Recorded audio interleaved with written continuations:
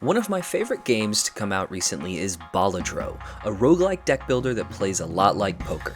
And to show my love for this great game, I'm going to answer the question, can I beat Balatro while only using heart cards?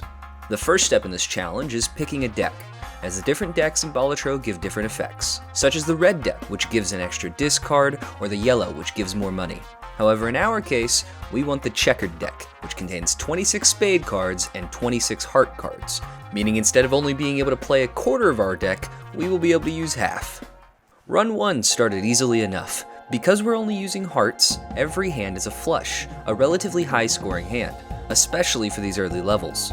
I cleared the first blind in almost one turn, and although the shop didn't have any jokers I wanted, it did have a voucher to re-roll the boss blind. Getting bad RNG and having a boss blind such as the head or cerulean bell can end this run with no option for recovery, so being able to reroll right from the beginning is huge. I was $1 away, so all I needed to do was hit next round and get the voucher in the next shop. And fortunately it'll be in the next shop. But instead I misclicked, wasting most of my money. Still, optimistic, I powered through and picked up the voucher right before the first boss. Unfortunately, lacking the funds to get a single joker proved to be a detriment, as I had to discard several spades and failed. $4 away. Damn it. Run 2, I employed a risky strat of skipping the first 2 blinds and going straight to the boss in an attempt to get a powerful joker off the skips. With an easy boss blind, I cleared with no issue, but was met with bad luck in the shop with a less than powerful joker. The voucher, however, giving me an extra hand was very welcome, and although it cost me all of my money, I went for it. At this point, I needed a joker setup, or I was going to very quickly get outpaced by the increasing score.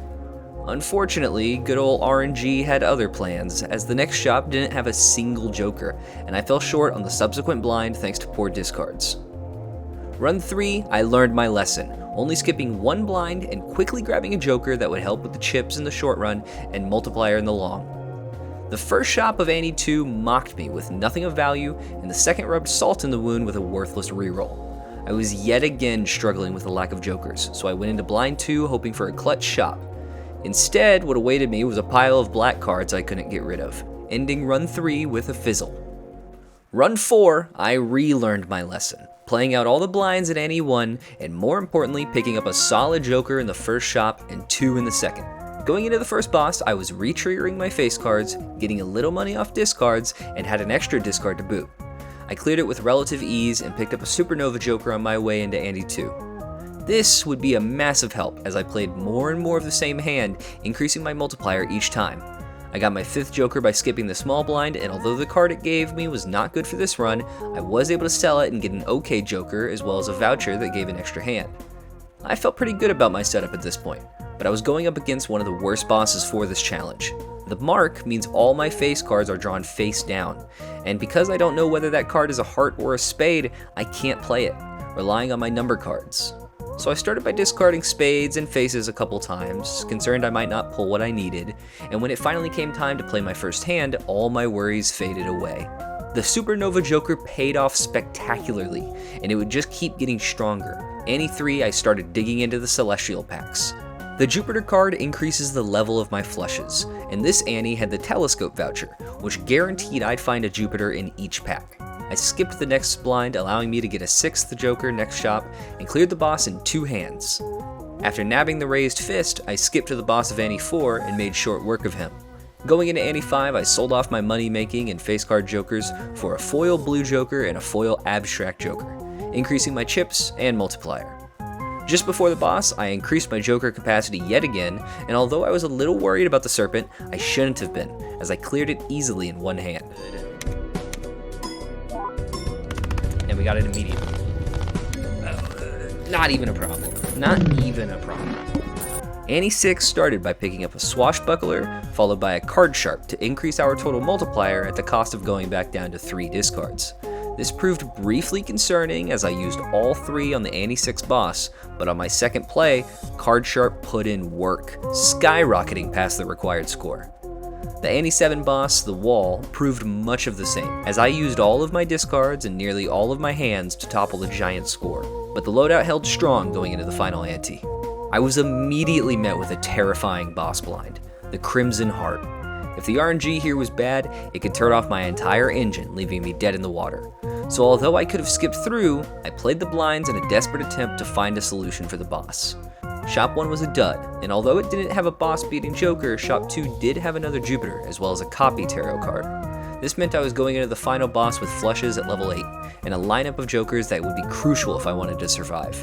I had to hope the RNG would be merciful. Alright. Annie 8. We can do this. Crimson Heart, you're going down. Let's go. I was immediately blindsided by a Joker being disabled before I even started. Fortunately, the Joker in question was mostly there to increase my Joker count, meaning I could continue with minimal damage. I got in a solid 28,000 chips, and to my delight, the Droll Joker was disabled next, leaving my card sharp to put in work. And put in work it did. With 90,000 chips on the second hand, I cleared the Crimson Heart with resources to spare. Let's go! Fuck yes. Okay.